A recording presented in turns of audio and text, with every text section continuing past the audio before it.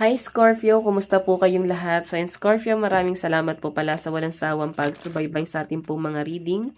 And kung ikaw ay bago pa lang sa ating channel, mag-subscribe na po kayo. Then i-click mo na rin yung ating notification bell para lagi kang updated sa ating mga bagong upload. Okay? So guys, sa mga interested naman sa ating private reading, ay nasa description box below lang po yung link. Message nyo lang po ako. So by the way, tignan natin na ba yung mga possible na ganap sa inyo ngayong January 2026. Scorpio, Sun, Moon, Rising, and Venus sign. Okay. Scorpio, Sun, Moon, Rising, and Venus sign. Oops. Meron tayong Four of Cups. So, medyo stress. Ang dami nyo guys regret. Yung iba sa inyo guys, medyo ano kayo. Parang nakapag-isip-isip ka. Pwede may nangyari siguro ngayong January na parang nagsisisi ka. Iniisip-isip mo tong bagay na to na dat pala hindi mo ginawa. So, nagbibigay siya sa inyo guys ng matinding stress and grabe yung blockage nitong bagay na to. So, yun. Basta mag-ingat ka na lang sa mga biglaang desisyon na pwedeng gawin mo sa buhay mo para hindi mo siya guys ma-experience or maiwasan mo tong bagay na to. So, tingnan pa natin. May energy tayo ng 8 of Coins, apprenticeship, dedication, achieving goals. So, pagdating guys, ito sa family, feeling ko, ang tinitignan na lang din ng ibang Scorpio rito is yung mother nila or parent nila. So, medyo stress yung iba sa inyo. I think medyo meron kayong stress about sa father nyo or pwedeng sa father side. Medyo nagbibigay sa inyo guys ng matinding stress, no? Meron ka lang ibang iniisip dito or meron ka lang iniisip dito na parang ito na lang yung parang ginagawa mong dahilan parang irespeto sila. Parang ganyan. So, naglilimit ka. May mga ano ka rito, demand na sa nakikita ko guys. Siguro iba sa inyo, Scorpio, open ka pagdating sa family mo, sa relationship mo. Okay, kung ano man yung mga ganap dyan, parang ino-open mo naman to sa kanila. Para kahit paano, nagbibigay naman sila sa inyo guys ng advice. Okay, so by the way, tingnan pa natin. Meron pa tayong The Emperor. Okay, so yung energy naman dito guys, parang may energy na parang masyadong dumidepende sa inyo. Siguro may iba dito, Scorpio, medyo irita ka pagdating sa love life mo kasi medyo emotional. So, ayaw mo siguro ng masyadong touchy yung partner. So, yon. And, may mga bagay kayo rito guys na siguro na pagtatampuhan lang. Hindi ko naman siya guys nakakita parang nag-aaway kayo rito. Medyo emperor kasi yung energy niya. Kumbaga, may pagka-authority pero emotional. So, hindi mo na rin maintindihan kasi masyado yung takbo ng isip ng partner nyo. So, sa mga single naman dito guys, feeling ko, siguro medyo stress ka siguro sa love life ng nakakasama mo. Okay? Or ng love life ng friend mo or ng basta nakakasalamuha mo kasi sa inyo niya guys ino-open. So ikaw naman nai-stress ka dito. Okay? Kasi ayaw mo na guys na parang nag-open pa siya sa inyo. Tingnan pa natin.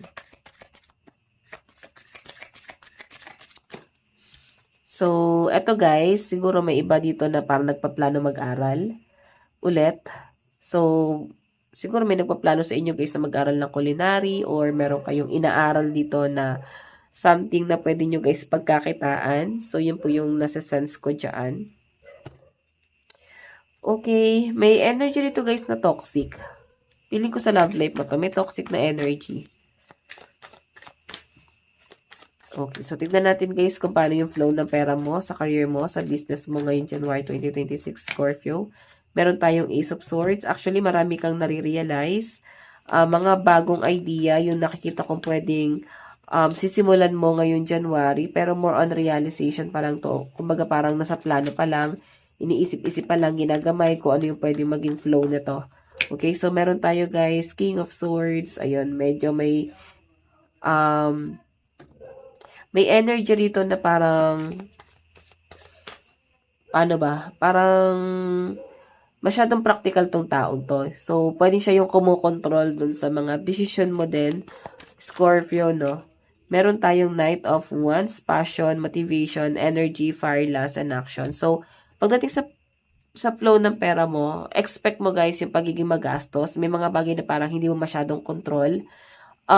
Again, practical ka, pero medyo maluho yung energy mo ngayong January. Meron kang gustong bilhin dito. And isa to guys sa pwedeng pagtalunan nyo ng partner mo kung may partner ka kasi nakikita ko kung paano mag-control sa pera yung partner mo. Okay? So by the way, tingnan natin ha, dun sa relationship mo. Dito kasi guys, parang papasok na to sa love life eh. Change direction, pwedeng meron na kayong plano, tapos biglang nagbago yung plano. So isa yung sa mga pwedeng pagtalunan nyo. Okay? Or pwedeng sa mga businesses nyo, ang partner mo. So, tingnan natin guys. Pagdating sa love life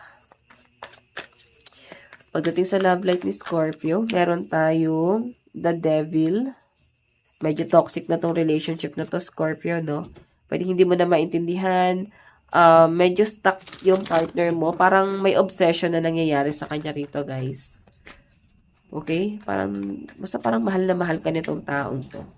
May pagka-obsessed nga siya sa inyo. And the world, tamang hinala, may mga pagdududa, madalas nagsiselos, ayan sa mga in relationship, no? Hindi ka masyado makagalaw, nasasakal. Pero sa mga single, guys, moving forward, masaya kayo ng single, guys. Masaya kayo na nakaalis kayo dun sa toxic na relasyon. Ayan. So, tingnan natin. Meron tayong judgment. So, may expect mo, may mga taong naiinggit, may mga taong husgahan yung relationship nyo ng partner mo. May mga tao rito, guys, na parang inaantay kung kailan mag-e-end etong relationship nyo. So, hindi siguro natutuwa kung ano man yung meron sa inyo.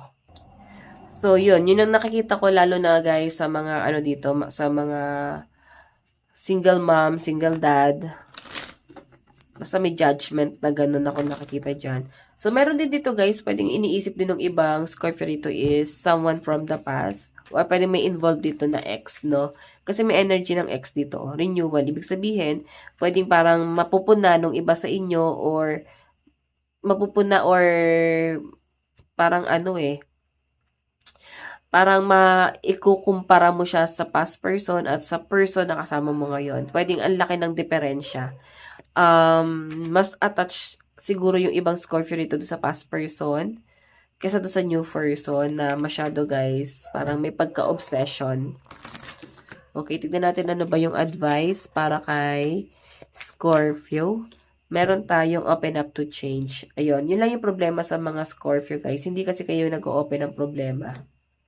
Okay, so maganda pa rin guys na ino-open nyo yan para kahit papano, alam nyo kung ano yung pwede nyo gawin, di ba? So, by the way guys, ito lang pong inyong reading. Maraming salamat. God bless and love you all. Bye-bye.